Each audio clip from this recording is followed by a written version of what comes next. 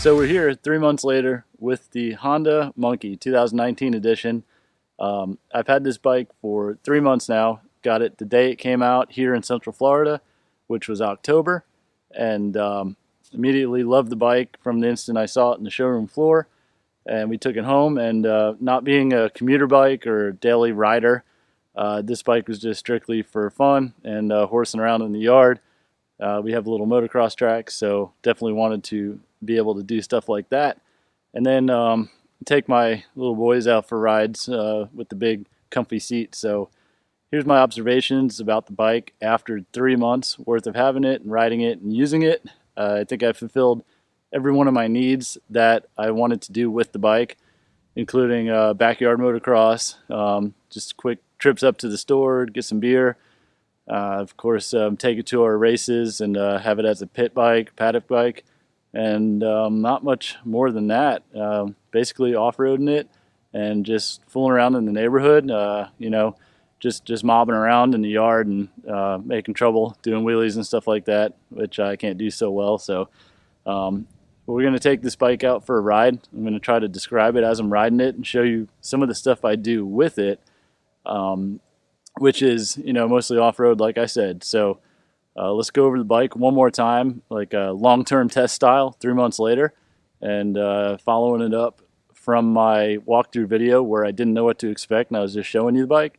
So in this video, we'll actually show you what is going on with it and how it works and what my thoughts are on it, what could be better, and what I'm going to do with the bike. So hope you enjoy it. If you have any questions or further comments, just put them right down there in the comment section, and we'll get them answered and help you along your way on your journey if you do happen to get a monkey. All right, so 2019 Honda Monkey. We showed you this bike the day I got it here in Central Florida. It came out early October, and once I got the call from the dealership, I was there same day to go put it in my truck and bring it back home. I definitely was really looking forward to this bike. Had it pre-ordered since June. I knew what it was all about. I've ridden Groms. I knew I loved a Grom, and I was actually going to get a Grom. But once I read the news about this, it was days before I decided to get a Grom that I saw the news of this, and it was pretty much a game changer for me. I really love the Grom, so once they packaged that into this style of bike, being a vintage Honda guy and having a collection like I do with vintage Hondas, this is a no-brainer for me.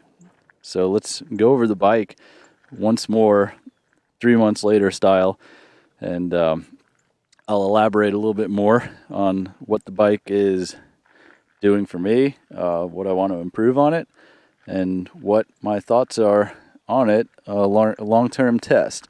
So 3 months, long-term test. I don't daily ride the bike. I mostly just mob around in the yard, bomb the neighborhood streets, ride my kids around. So I think that's the essence of this bike. I'm not interested in daily commuting. My commute is probably about an hour long through some fast roads. So not being able to really get much over 50 miles an hour on it, that's just not an enticing thing for me to want to do with this bike. So my style of riding is essentially yard riding, backyard motocross style, dirt roads, trail riding, light trail riding, not anything heavy, not crazy mud. We're here in Florida, so it's mostly sugar sand.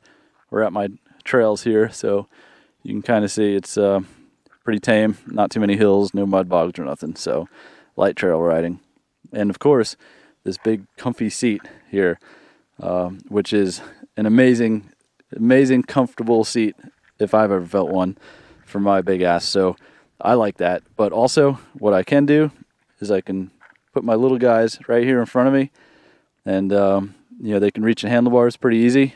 So that was pretty much a deal sealer for me once I saw that, which is hard to do on a lot of motorcycles. You're not really supposed to ride kids on them, but I do. That's how my family is. That's how it works. So with that in mind, the seat, perfect. So let's go over the bike a little bit, and I'll give you my thoughts.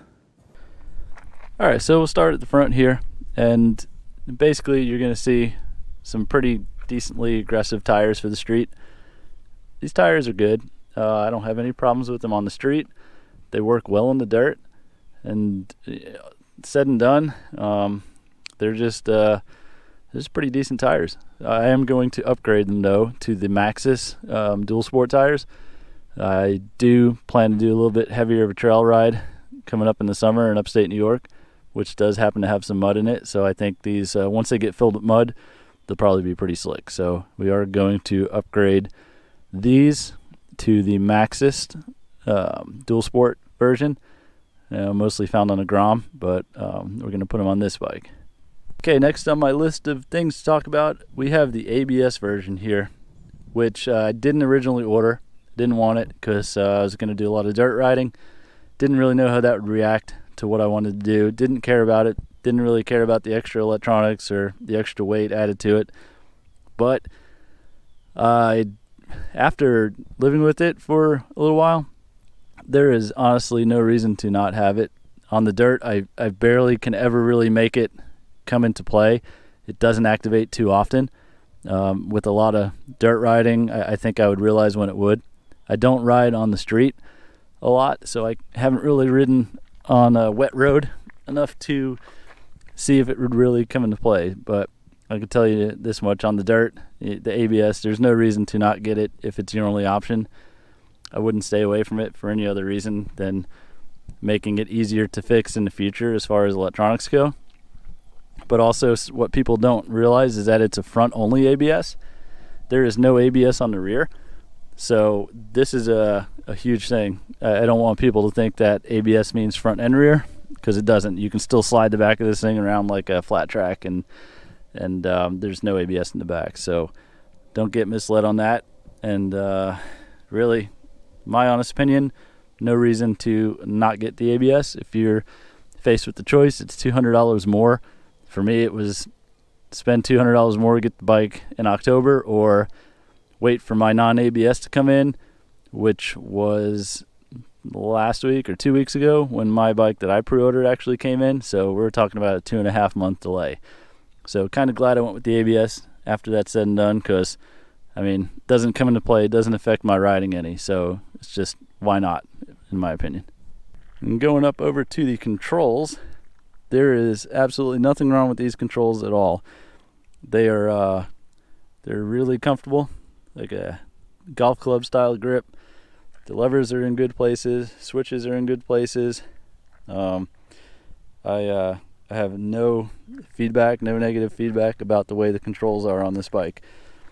And the only thing I might do is ditch the mirrors, because my kids always just turn them different ways anyways.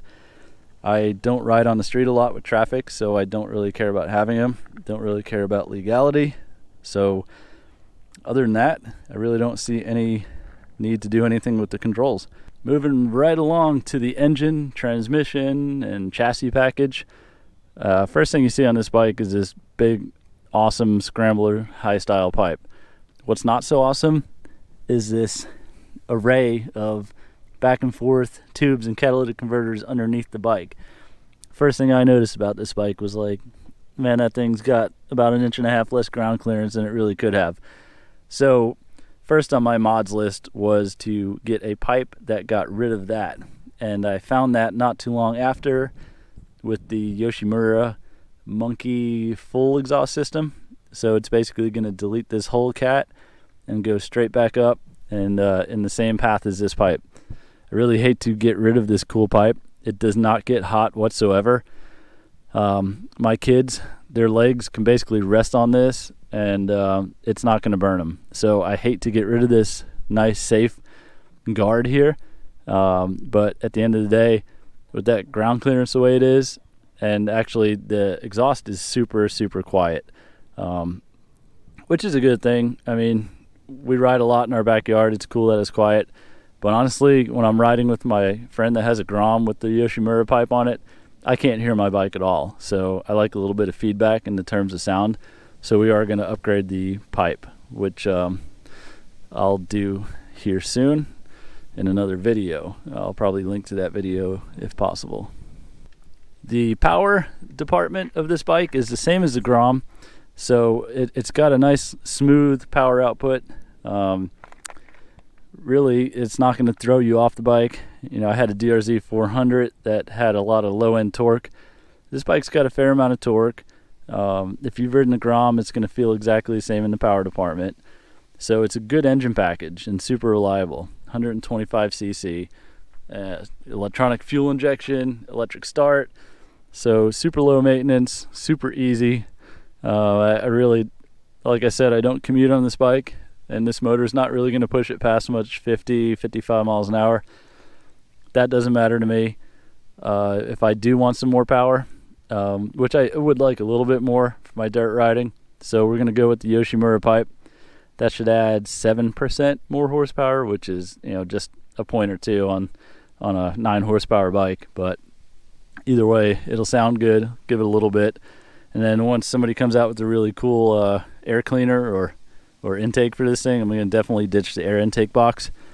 While I think it's a good style, it just looks hideous on this bike, and I really like the dulled down or open air look of the vintage Hondas that I have. So we're going to try to mimic that with the filter kit coming up as soon as somebody makes one that I like.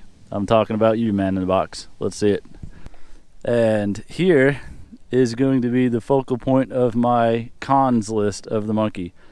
2 things in the back, and they're right next to each other. You can see it right here. The shock, cool vintage style shock, looks great on the bike. This thing is essentially made of the springs that come out of a pen, because at 212, 215 pounds, I could bottom this thing out when I compress to try to do a wheelie. So there's no way that you're going to take jumps or do any sort of doubled up riding with these shocks. So these things have to go. Luckily, there are 2, 3 solutions out there, 2 stateside solutions right now, 3 months after this bike came out. First is the Öhlins remote reservoir shocks, which I love the idea of a high quality shock on this bike, but I don't love the idea that they are $750 a set and that they only come with yellow springs. So yellow on red, don't like it, not going to do it. I don't care if they're the best shocks in the world. I mean, I'd have to powder coat those springs red, and that's a pain. So I'm not going to spend $1,000 on a set of shocks, and have to powder coat them and do all that. So no go on that. Luckily, just a few weeks ago, Man in the Box out of Kentucky, small bore shop out there, they came up with a billet shock solution for riders over 200 pounds, and it is $400 to $500. I think they were speaking directly to me when they made that shock. So they have my money. I'm going to order them probably today or tomorrow, along with some other goodies they have. So I'm giving them a pretty good shout out for realizing that's one of these things on this bike that's got to go. And they made the springs black, so thank you. That will look good on a red or a yellow Monkey. So nice work, guys. Okay, so if you haven't heard the hype about the Monkey, then you're missing out. But if you did hear the hype about the Monkey, probably the second thing you heard about is how terrible and ugly this taillight assembly is, and this license plate holder is. And I gotta say that it is ugly. There's no style in this taillight. It's from the Grom, so it works good on the Grom, but it was kind of just a cheap way out for Honda to do the US spec Monkey. I don't know why. It's got to be something with DOT regulations, because the Euro spec Monkey has a nice vintage round taillight.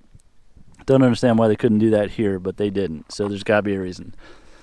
Whatever. There's solutions coming out just as fast as anything else to try to eliminate that, or you can go with the Euro spec taillight kit, which right now is still a lot of money. So I'm going to hang on to this for a little while, try to figure out something, maybe a custom solution like I had on my DRZ, but not super worried about it right now. So we'll see. I'm going to do some other mods first. And moving right down here, I'm going to give a shout out to Central Florida Power Sports, where I got this from. Great place to shop. They gave me a flat deal on this bike. They did not add anything and even took some cost off of assembly, because it was really just turning mirrors around. So big shout out to those guys, where they could have really charged me a lot to have the newest thing. They didn't, so that was cool of them. I recommend shopping there if you're in Central Florida. But aside from that, you have a really extended, ugly, long license plate holder and light and reflector here. No doubt that this is a DOT legal thing, and it has to be this way. But man, this thing is so obtrusive that I did one wheelie on this bike. I'm not a good wheelie person, but it stood on its tail enough to grab this license plate frame, and it bent my license plate a little bit. That's got to go. I want to practice wheelies on this bike, and I don't want to be dragging tail plates or license plates anywhere. So this thing's going to come off. Going to figure out where to mount the plate. Hey, guess what? Man in the Box. Another cool product from them. They just came out with, this was this past week, here, late December. They came out with 3 to 4 different ways to relocate this license plate and do a different taillight solution. So just haven't decided on which one of those solutions I want yet, but it is going to be ordered, no doubt. So that's about it on my thoughts 3 months later. This bike is an amazing bike. I love it. I really do. It was totally worth the money in my opinion. I think at the end of the day I ended up paying $45 or something, $47 for it, with all the stuff out the door. That's with the ABS, of course. So it's, I don't know, for some people that's expensive. You can compare this to that, but I don't really want a bigger bike. I don't want a commuter bike. I don't want a fast bike. I don't want a dirt bike. I don't want a cruiser. I want this bike. So you're not going to tell me that I spent too much money on it, because that's what I wanted to spend my money on. And I love Hondas. I love vintage Hondas. So you're probably not going to find anybody out there that'll defend this bike more than me. So aside from those couple of little things, shocks, tail light, license plate deal, this bike is great. So I have nothing bad to say about this bike. I absolutely love it. It'll be in my fleet for a very long time, if not forever. I don't think you come across bikes like this a lot, so I'm going to keep it. And I even heard that it might be a limited run, so with that, I do not plan to get rid of the bike at all. Check with me in 30 years, see if I have it, see what it's worth. It'll be kind of an interesting experiment. Along with my other Hondas, I have a 1970 CT Trail 70 that's been in our family since the 70s. So that's way too many 70s right there. So I'll probably have it until I'm 70, just to go with that theme. But I plan to do the same with this bike. It's so much fun to ride.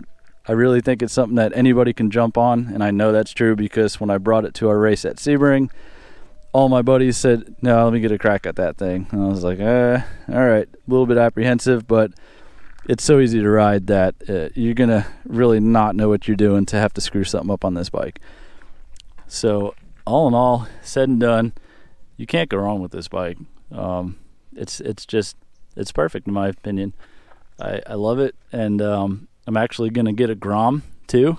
It's one of those things where I want to go crazy with this bike, but also with all the theories and uncertainty about how long they're going to make it and if they're even going to offer it every year like they are the Grom, kind of makes me just worry a little bit about trashing it too much. So I'm going to do some subtle mods, and then I'm probably going to pick up a Grom here soon.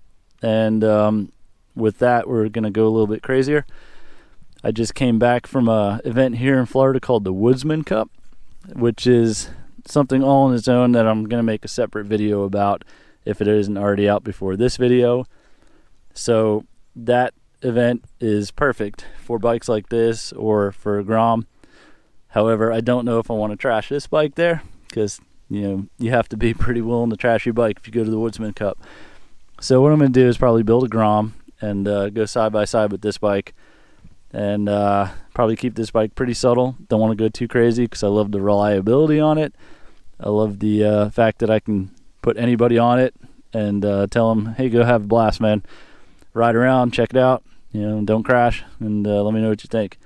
With that, it's just a perfect overall bike. So there's a longevity to this thing that you probably won't realize it until you get it. So don't be so scrutinizing of the price, or don't think that it is something that it's not until you get on one and ride it. So definitely something that looks better in person too.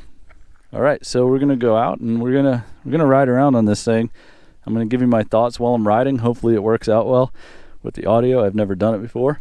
I'm gonna show you my trails. I'm gonna show you my motocross track. We're gonna pop around the neighborhood for a little while, and I'll let you know what I think when I'm riding it.